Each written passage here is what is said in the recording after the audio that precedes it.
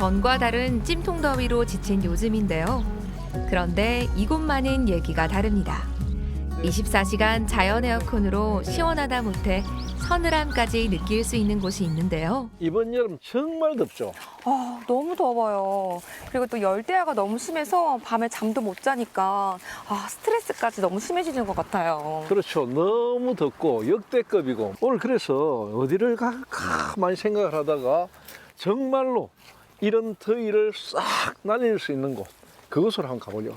어디예요, 거기가? 울산에는 산도 많고 강도 많고 계곡도 많고 바다도 많죠. 맞아요. 근데 오늘은 그런 곳이 아닙니다. 그럼 어디일까요? 어디냐면 옛날에 보석을 캐던 광산 동굴로. 아니, 울산에 동굴이 있다고요? 동굴이 있었죠. 동굴이 있고 지금도 있고 그리고 세계 5대 보석에 속하는 엄청난 보석을 캐던 동굴. 그것이 지금은 최대의 피서지로 각광을 받고 있는 곳이 있거든요. 바로 오늘 그곳을 한번 가봅시다. 네, 함께 가볼까요? 네.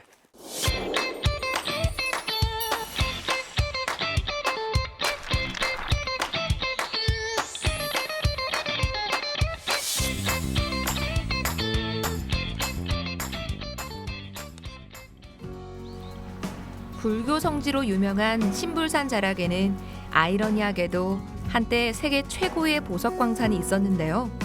당시에는 전 세계 보석상들이 이곳을 찾을 정도였습니다. 옛날에 언양이 보석으로 유명했었나요? 은양이 보석으로 굉장히 유명했죠. 지금 은양하면 떠오르는 게 미나리 그리고 자수정 이렇게 이야기하거든요. 은양 자수정이 굉장히 유명했는데 이곳에 남미 유럽 쪽의 왕족들이 막 와가지고 자수정 동굴을 구경하고 가고 그랬어요. 뭐 좀 다른 점이 있었나요? 다르죠. 수정은 우리 크리스탈 수정 잘 알죠. 수정은 그냥 하얀 색깔이잖아. 자수정은 붉은 색깔이에요. 자수정 가운데 붉은색을 띠는 자수정이 항상 1등급이에요. 세계 최고였고 런던 국제 보석 시장 그 평가단에서 은양 자수정을 세계 1등 자수정으로 한번 선정했던 적도 있거든요. 혹시 세계 4대 보석 뭔지 아세요? 뭐 다이아몬드나 금 뭐 이런 거 아닌가요? 그렇죠. 흔히 이제 다이아몬드, 금 이렇게 막 떠올리는데 세계 4대 보석 하면은 다이아몬드, 에메랄드, 그리고 사파이어, 루비 이렇게 치거든요. 1970년대는 유럽 쪽이나 남미 쪽에서 세계 5대 보석을 이야기했거든요. 그 5대 보석에 이 바로 은양 자수정이 들어갔어요. 와, 그만큼 뛰어났던 거네요. 그렇죠. 세계적으로 은양 자수정은 그만큼 유명했고 1970년대는 이곳의 자수정을 사기 위해서 엄청나게 많은 사람이 몰려왔죠. 그리고 이 자수정 때문에 1970년대 해방 이후 완전히 성업을 해가지고 이 은양 일대에 이 자수정으로 먹고 사는 사람이 너무너무 많았어요. 그게 한 20년 정도 지속이 됐죠. 그래가지고 굉장히 번창을 하다가 지금은 이제 안타깝게도 좀 명맥이 사라졌는데 당시 자수정 광산의 흔적들이 아직 언양 곳곳에 남아 있는데요. 지금은 테마파크로 탈바꿈한 이 동굴 속에는 수십 년 전 언양 자수정의 이야기가 담겨 있습니다. 여기가 예전에 실제 있었던 그 자수정 동굴인가요? 그렇죠. 이 자수정 동굴을 캐던 광산들은 1970년대 당시에는 한 80개에서 100개 정도였어요. 이 일대. 그 중에서 가장 큰 곳이 바로 이곳이었고 채굴이 다 끝나고 나서 이제 1980년대 말 90년대 초부터 여기가 이제 동굴나라 형태로 이 놀이시설로 바뀌면서 여름철에 이 영남권에서 동굴 속에서 체험할 수 있는 아주 멋진 관광명소로 지금 탈바꿈했습니다. 지금과는 옛날은 참 달랐을 것 같아요. 많이 달랐죠. 제가 36년, 7년 전에 여기 처음 왔는데 그때 당시에 이곳하고 지금하고는 완전히 한마디로 이야기하면 산전벽해 이렇게 보면 됩니다. 그때 당시에는 실제로 채굴도 하고 있었거든요. 자수정도 있었고 그때 당시에는 은양에 가면 큰 집들은 마당에 자수정을 하단에 꽂아놓고 있어요. 정말요? 그 정도로 흔했고요. 그리고 실제로 이곳이 보면은 그 자수정의 원석이 되는 게 한 6만 5천 년 전의 암석이 그대로 잘 되어 있는 곳도 있고 그리고 이 자수정 동굴이 굉장히 유명한 이유가 뭐냐면 크기도 크고 안에 들어가면 옛날에 채굴했던 시설들을 지금은 물놀이 시설이나 이런 걸로 바꿔가지고 여름철에 어린이들이 체험하는 시설, 그리고 옛날에 인류가 어떻게 변천해 왔는 것까지도 전부 전시해 놓은 복합 시설로서 탈바꿈을 했거든요. 여기가 아마 동굴 안에 들어가면 서늘한 기운이 느껴지는데 한 12도에서 16도 정도를 항상 유지해요. 그러니까 여름에는 굉장히 시원하고 겨울에는 굉장히 따뜻하고 이런 느낌이 드는 동굴이라는 게 그렇거든요. 동굴 효과라는 게. 그것을 잘 보존하고 있는 곳이 바로 이곳입니다. 그냥 자연 에어컨, 자연 히터네요. 그렇죠. 자연 에어컨이죠. 공식적으로는 1980년대에 자수정이 정부의 법정 광물로 추가되면서 광산 개발을 시작했는데요. 그러나 언양 자수정의 본격적인 출발은 일제강점기로 거슬러 올라갑니다. 동굴 속으로 들어오니까 진짜 실제로 정말 시원하고 자수정을 이렇게 가까이서 볼 수가 있네요. 그렇죠. 동굴은 천연 냉장고거든요. 냉장고인데 여기는 특히 이제 길이가 제법 돼요. 전체적으로 보면 한 2.5km 정도. 이 자수정 동굴 자체가 정말로 그 여러 가지 많은 것들을 담고 있지만 특히 이곳은 수정 가운데도 자수정을 생산했던 곳이고 지금도 자수정의 상당수 묻혀 있는 곳이다. 언양 자수정이 언제부터 채굴이 됐나요? 이곳 일대가 예전에 삼국시대부터 옥산이라는 지명을 썼거든요. 옥이라는 것을 이제 대체적으로 이제 수정, 자수정 이런 걸 통칭해서 이제 옥으로 쓴 거죠. 그래서 옥이 많이 다는 산이라서 옥산으로 칭했으니까 아주 오래 전부터 캤겠죠. 또 하나 중요한 거는 한동안은 맥맥이 끊겼거든요. 별로 그렇게 막 알려지지 않았는데 일제강점기 때 일본 왕실의 상징적인 색깔이 무슨 색깔이냐면 보라색이에요. 그 보라색을 굉장히 귀하게 여겼기 때문에 이 보라색과 연관된 이 자수정을 너무 갖고 싶거든요. 그러니까 언양 자수정을 탐을 냈겠죠. 그래서 일제강점기 때 조선인들을 동원해서 많은 자수정을 캐서 일본으로 가져갔다는 기록이 있습니다. 그러다가 네. 1970년대에 이 언양 자수정이 본격적으로 세상에 알려져 가지고 많은 사람들이 이곳에 몰려왔고 한때 채광하는 광산만 한 100여 개, 그리고 이 가공하는 자수정은 원석 자체도 아름답지만 가공을 어떻게 하느냐에 따라서 엄청나게 퀄리티가 달라지거든요. 이 가공하는 것도 한 80여 개가 됐고 사람들이 자루 들고 와가지고 막 이 일대에서 수많은 자수정 광산이 있으니까 많이 캐가고 그렇게 했다고 합니다. 그런데 이렇게 넓은 동굴에서 자수정을 캐기가 좀 쉽지 않았을 것 같아요. 처음부터 이런 동굴이 크게 넓었던 건 아니었겠죠, 그죠? 그러니까 자수정을 자꾸 캐가면서 동굴이 점차 넓어진 건데 이 자수정이 강도가 영하 40도 정도 되는 얼음 덩어리 정도의 강도거든요. 굉장히 단단해. 그런 단단한 화강암층이니까 장비를 사용해서 이렇게 뚫었죠. 지하로 막 내려가는 그런 강도들보다는 조금 더 수월했다.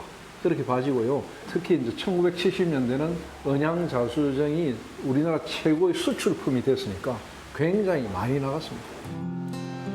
세계 5대 보석에 드는 만큼 자수정의 역사는 상당히 오래됐는데요. 과거부터 자수정은 단순한 보석의 가치를 넘어 치유와 성스러움의 상징이었습니다. 그 옛날에도 실제로 자수정이 많이 사용됐겠네요. 거의 원시시대부터 아주 중요한 예쁜 보석이 있으면 귀하게 여겼거든요. 서양에서는 이 자수정을 특히 굉장히 귀하게 여겼죠. 그리스 로마 신화에 이 자수정에 관련된 이야기가 나와요. 자수정을 영어로 아메지스트라고 하거든요. 히라브로는 이제 수에 취하지 않은 현명한 투명한 이런 소년 이런 이야기를 하는데 디오니소스라고 유명한 신이 있잖아요. 네. 헤라가 이제 뭐 좀 나쁜 그런 걸 걸어가지고 디오니소스를 치료하기 위해서 이 자수정을 사용했다는 기록이 있어요. 그 정도로 이제 자수정을 굉장히 귀한 보석으로 여기고 술에 취하거나 독에 물들었거나 이랬을 때 이 자수정에 담긴 물, 뭐 이런 약, 자수정을 가지고 옆에 두고 그래가지고 치유를 했다는 그런 이야기들이 있습니다. 그 정도로 이제 유명했던 보석입니다.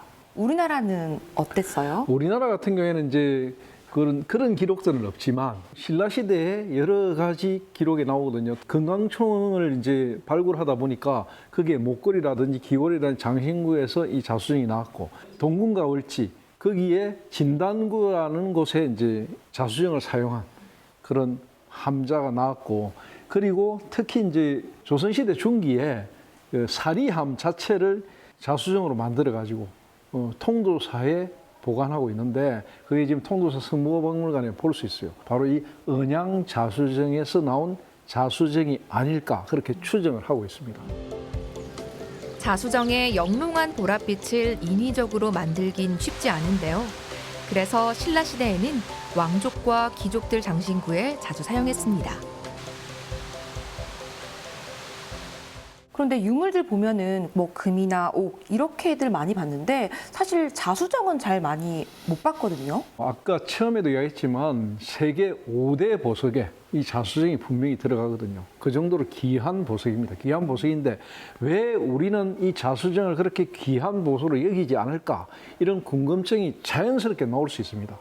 왜 그러냐면 너무 흔했거든. 고려시대, 조선시대, 우리 현대에 오면서도 자수정이 우리나라의 이 언양을 중심으로 해가지고 강원도 쪽까지 쭉 이어지는 이 동굴이 참 많거든요, 이쪽에. 거기에 수많은 자수정 아니면 뭐 수정 이런 것들이 참 많이 분포되어 있거든요. 흔하면 자연스럽게 좀 멀어지거든요. 그냥 가치가 낮아지니까. 그러죠. 그렇다 보니까 그래 된 것이고 언양 자수정은 아직 그 가치는 계속 유지되고 있습니다. 그리고 언양 자수정은 이제 생산을 안 하거든요. 채굴 자체를 안 하거든요. 그래서 시중에 언양에서 나온 자수정이다 이런 식으로 하는 건 다 가짜일 가능성이 높습니다. 채굴이 활발하던 시기에는 전국의 채굴업자들이 언양으로 몰렸는데요. 방어진의 동네 개가 지폐를 물고 다녔다면 언양에선 자수정이 길바닥에 굴러다녔을 정도였습니다. 언양 자수정 동굴로 인해서 이 지역이 많은 변화들이 있었겠네요. 그렇죠. 울산은 과거에 일제강점기 이 시대부터 현대에 이를 때까지 울산에는 세 개 지역이 굉장히 돈이 많았던 동네예요. 대표적인 게 장생포, 그리고 방어진, 그 다음이 언양이에요. 그 세 개 가운데서 가장 유흥 문화가 풍성했던 데가 바로 언양이에요. 한때 이 언양은 이 자수정 동굴 때문에, 자수정 광산 때문에 돈이 그냥 막 넘쳐났어요. 언양 자체가 자수정 하나 때문에 먹고 살았다 할 정도로 굉장히 유명했던 지역입니다. 이 자수정을 사러 많은 분들이 또 오셨겠어요. 많이 왔죠. 국내도 국내지만 외국에서 특히 유럽, 남미 이런 데서 많이 왔어요. 런던에서 평가하는 국제 보석 평가단이 있거든요. 거기서 이제 1970년대에 한번 세계 1등을 했거든요. 그러고 난 다음에 더 많이 몰려왔고 언양 자수정을 갖기 위해서 참 많이 찾아왔죠. 그런데 갑자기 왜 이렇게 쇠퇴하는 길로 왔을까요? 이제 그게 어떻게 됐냐면 언양 자수정을 비롯해서 우리나라 자수정이 특히 붉은색 계통의 자수정이 굉장히 유명했거든요. 그러면서 이제 한때 떴는데 이 이후에 남미라든지 뭐 여러 지역에서 이와 유사한 제품들이 나오기 시작했어요. 그러면서 또 그냥 수정에다가 자색, 염색을 하는 것도 생겨나고 뭐 그러면서 이 자수정이 좀 흔해졌죠. 그렇게 되다 보니까 채굴하는 비용에 비해서 세상에 돌아다니는 다른 나라의 제품들이 더 싸다 보니까 자연스럽게 이 지역의 자수정은 침체될 수밖에 없었거든요. 세월이 흘러 자수정의 가치는 떨어졌지만 언양 자수정의 역사적 가치는 여전한데요. 자수정 동굴의 서늘함에서 다사다난했던 언양의 역사를 느낄 수 있습니다. 울산실록의 언양 자수정 동굴 어떻게 기록하면 될까요? 지금은 이제 언양 자수정 동굴로 너무너무 유명해졌는데요. 사실은 이 언양에 세계 5대 보석 중에 하나였던 자수정이 생산되었다는 사실, 그리고 영남 알프스 산자락에 세계 5대 보석이 아직도 상당수가 묻혀 있었다는 사실, 그 굉장히 의미 있는 것이거든요. 울산이 앞으로 이제 관광도시로서 탈바꿈합니다. 방구대 안각화, 그 영남 알프스, 그리고 국가정원, 그리고 국제정원박람회 이런 것들로 세계인들이 막 몰려올 거거든요. 이 세계인들이 몰려올 때 이 세계에서 굉장히 중요한 보석 중에 하나가 바로 언양에 있다는 사실, 이런 것들을 잘 홍보해야 될 것 같습니다. 맞습니다. 사실 언양 자수정의 가치 그리고 그 역사적인 의미도 다시 한번 되새겨 봤으면 좋겠습니다. 울산의 대표 보석 창고 언양 자수정입니다.